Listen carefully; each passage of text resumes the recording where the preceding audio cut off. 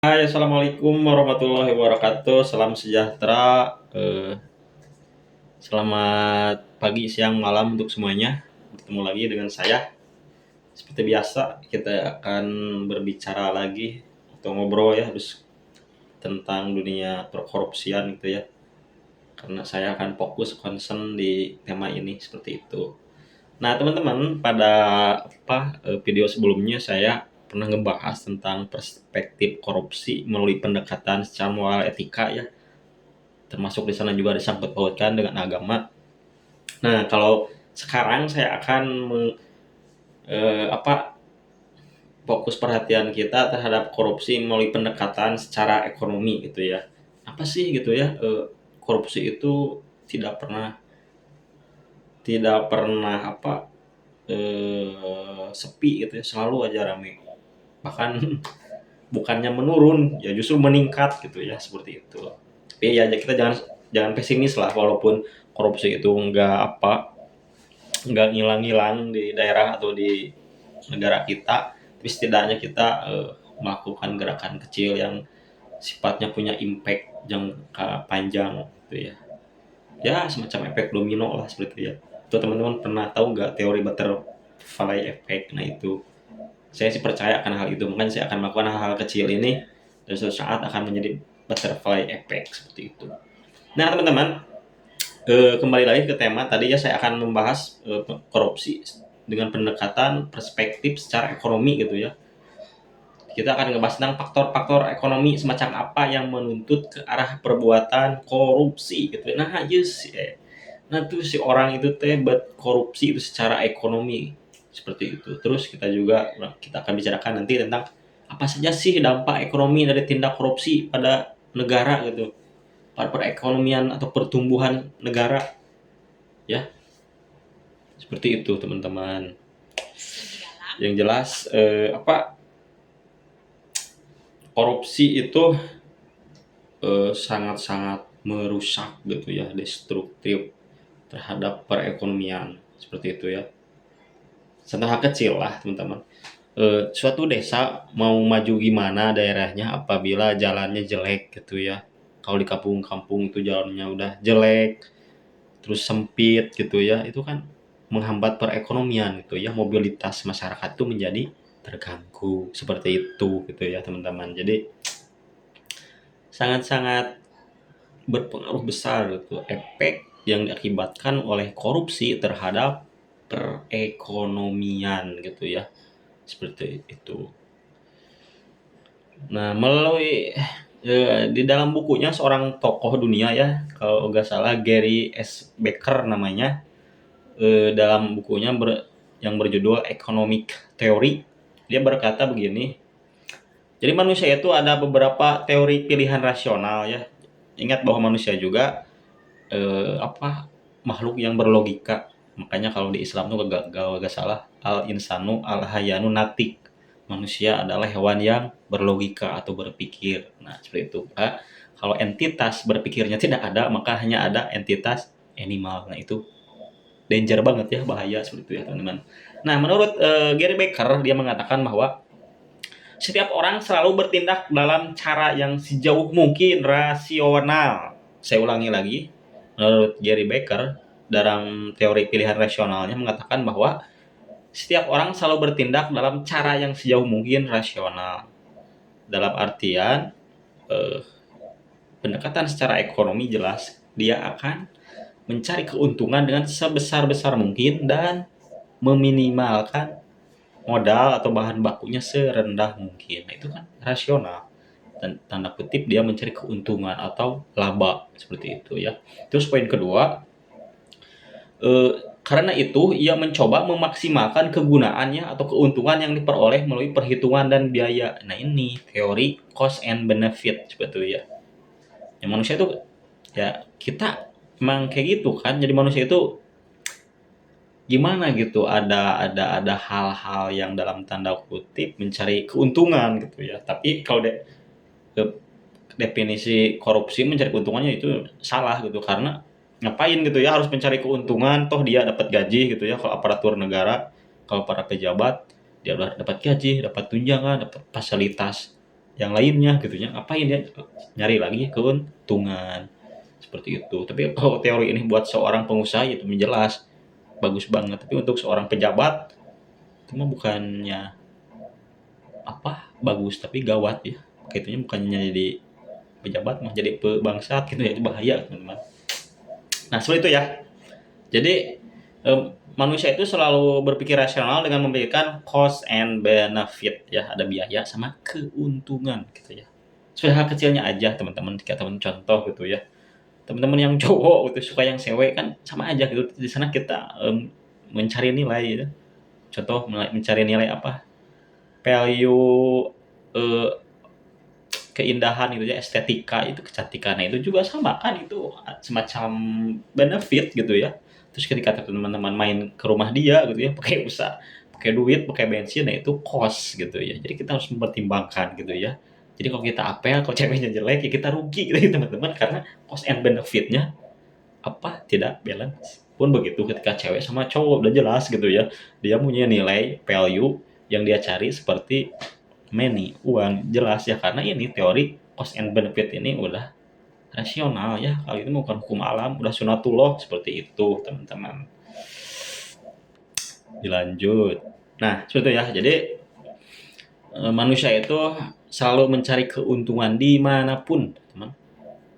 Kapanpun, dimanapun, manusia itu selalu mencari keuntungan, baik itu uang, baik itu peluang, baik itu investasi jangka panjang atau dan lain sebagainya ya. Manusia selalu berpikir begitu. Nah, tapi teori ini akan berbahaya bila dia menghinggapi seorang pejabat gitu ya, karena rawan terhadap penyalahgunaan wewenang ya. Ketika dia si pejabat mikirnya kayak gini, contohnya nih ada kades nih, dia pikir biaya, oh dulu saya itu pernah nyawer uang ke warga serangan fajar habis 200 juta, maka dari itu saya juga harus menggantinya. Selain itu saya juga harus dapat benefit, keuntungan bla bla bla, berapa gitu jumlahnya itu kan. Terus dia cari uang di mana? Ya ini dari anggaran aja gitu ya, dialihkan, itu kan korup lagi teman-teman. Nah kayak gitu contoh kecilnya itu. Apalagi kalau di pejabat tingkat atas gitu ya, dari bupati mungkin, pegawai Pemda, Kadis, terus naik ke Pemprov, terus ke nasional. Nah, ya semua orang juga sama kayak gitu ya. Nah ini, jadi betapa pentingnya kita harus tetap kritis teman-teman ya, karena manusia itu selalu cenderung atau punya peluang untuk mencari keuntungan dengan cara yang tidak sehat seperti itu ya. Kalau di Islam itu, kalau nggak salah, di Al-Quran itu dijelasin bahwa manusia itu dikasih dua opsi ya, antara jalan kebaikan dan semua keburukan. Dan itu Tuhan mengizinkan legalisasinya semuanya, cuma Tuhan memperingatkan akan konsekuensi seperti itu teman-teman. Hanya dari itu ya, praktek-praktek suap menyuap, korupsi itu selalu subur, tidak pernah sepi ya, karena ini manusia itu akan selalu mencari keuntungan dengan sebesar mungkin dan meminimalisir cost atau biayanya seperti itu teman-teman. Yang jelas ya, kalau kita tidak ngerti itu ilmu akan hal ini, mungkin kita akan polos-polos banget ya kalau ada dengar pejabat, saya akan memimpin desa ini dengan amanah gitu, saya akan membangun, saya akan menyalurkan bantuan dari anggaran desa ini untuk jalan, untuk fasilitas umum dan lain sebagainya. Tapi kenyataannya tidak ada ya, karena ini manusia itu selalu cenderung terhadap benefit, mencari keuntungan gitu ya, seperti itu. Terus teman-teman, ada juga yang paling miris gitu ya, bahwa skenario optimum akan dicapai bukan pada saat korupsi terhapus sepenuhnya, melainkan pada titik di mana biaya untuk melawan korupsi masih lebih rendah bila dibandingkan dengan keuntungan yang diharapkan setelah melakukan perlawanan terhadap korupsi itu. Nah kayak gitu ya teman-teman, ketika seorang dengan dihukum korupsi 2 miliar, tetapi dia mungkin hanya didenda 1 miliar atau hukuman yang tidak seberapa, akhirnya ya dia juga dapat benefit gitu ya. Makanya dari itu koruptor itu ya semacam tidak takut gitu ya. Apalagi dengan hukum kita itu kurang tegas gitu ya. Itu dan lebih parah lagi kalau penegak hukumnya mulai bermain gitu ya. Wasit sama pemain sama gilanya, waduh itu parah. Negara kita bisa hancur gitu ya, teman-teman. Jadi melalui perspektif ekonomi, kita memahami hakikat dari korupsi secara fundamental merupakan kejahatan yang rasional dan bisa dikalkulasi. Nah, jelas ya, karena manusia tadi saya bilang makhluk yang rasional, maka kita juga jangan heran gitu loh bahwa mereka si koruptor itu sangat-sangat kalkulatif gitu ya, mencari benefit keuntungan dari cost yang dia keluarkan untuk biaya politiknya. Dan ini juga menjadi PR teman-teman, kenapa Indonesia rawan terhadap kasus korupsi ya, karena biaya politik di Indonesia itu sangat tinggi gitu ya, sangat mahal. Maka dari itu mungkin generasi kita ke depan kita harus mencari cara gimana sih cost biaya demokrasi kita itu rendah, murah, tapi menghasilkan orang-orang berkualitas ya. Seperti itu. Nah, ini insight gitu ya, penerangan saya juga baru sekarang. Kalau sekarang gimana? Kalau sekarang mah biaya politiknya mahal, tinggi gitu ya, awis, tapi menghasilkan orang-orang yang tidak berkualitas, tidak punya kapasitas, tidak punya kompetensi gitu ya, sehingga menghasilkan pemimpin-pemimpin badut seperti itu, teman-teman ya. Nah, terus dilanjut. Melalui perspektif ini pula, korupsi bukan dianggap sebagai kejahatan yang diukur dari standar moral ataupun kejahatan yang lahir dari dendam kesumat sebagaimana dalam kasus pembunuhan kayak gitu ya. Jadi ada beberapa variabel faktor gitu ya untuk melakukan apa perspektif terhadap korupsinya, bukan hanya sebatas moral, etika atau punya dendam masa lalu sehingga saya harus korup, tapi secara ekonomi pun ya, secara rasional juga manusia itu selalu punya peluang atau celah atau opportunity untuk bertindak korup gitu ya. Maka dari itu critical thinking, daya kritis kita tuh jangan sampai berhenti. Makanya sangat on atau idiot ada orang yang bilang, ah kamu jangan kritis, nah ya terima aja, jangan sedikit-sedikit protes, jangan sedikit protes ya. Kayak gitu orang-orang yang sakit kayak gitu teman-teman. Justru ketika dia kritis, ketika dia menanyakan sesuatu, ketika menanyakan transparansi, keterbukaan, dia itu yang menanya itu logikanya sedang berjalan. Oh uang ini dari sini kemanain, buat apain, berapa nominalnya ya. Karena ya tadi manusia itu makhluk yang rasional. Al insanu al hayyanu natik, manusia adalah hewan yang berpikir. Kalau kita tidak berpikir, tidak berpikir, tidak berlogika, ya kita animal, kita hewan satwa gitu ya kalau bahasa Sundanya kayak gitu teman-teman. Maka dari itu gak kritis, gak asik pokoknya banyak seperti itu ya teman-teman. Jangan pasif lah gitu ya intinya mah, apalagi kan kalau cowok yang pasif diam itu mungkin tidak menyenangkan ya. Kalau kita mah sunatullahnya harus agak atraktif seperti itu teman-teman. Nah, next. Ilmu politik mencari penjelasan tentang korupsi sebagai akibat dari mekanisme sistem pemerintahan termasuk kelemahan fungsional dari saling kontrol dan saling imbang, check and balance, yang konstitusional dan berbagai aturan main kekuasaan. Ya kayak gitu ya. Jadi ilmu politik mencari penjelasan tentang korupsi sebagai akibat dari mekanisme sistem pemerintahan.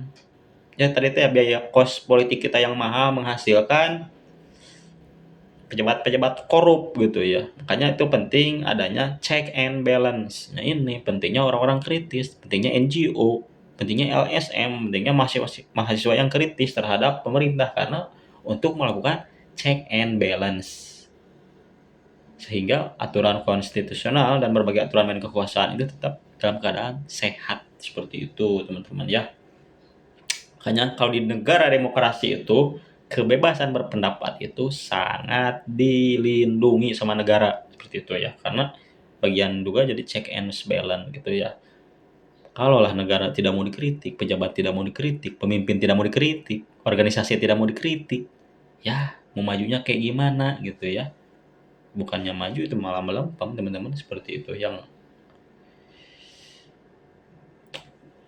seperti itu ya. Nah mungkin teman-teman segitu dulu ya obrolan saya kali ini. Semoga teman-teman tetap kritis gitu ya, dan ingat jangan takut gitu ya. Hidup cuma satu kali gitu ya. Jangan teman-teman suatu saat menyesal karena teman-teman tidak speak up, tidak melakukan sesuatu yang punya impact gitu ya di masa depan. Seperti itu ya. kesempatan ada dalam ketakutan, seperti itu ya. Di dalam kekacauan pasti ada, kesempatan intinya mah. Tapi bukan mencari kesempatan dalam kesempitan ya ini mah, tapi kita harus berani gitu ya ketika orang-orang diam atau, mode silent ketika terjadi pungli, pemerasan, korupsi, kita harus tetap speak up. Tapi ada tapinya, kita juga harus pakai ilmu gitu, jangan asal kita mau ngelaporin tapi tidak tahu ilmunya, ya is dead kita gitu ya, sama si bajingan korupsi itu kita langsung di-eliminate gitu ya. Oke teman-teman, terima kasih, thank you. Semoga bermanfaat dan menjadi inspirasi bagi saya dan buat yuk Anda seperti itu ya. Terima kasih. Assalamualaikum warahmatullahi wabarakatuh. Bye bye.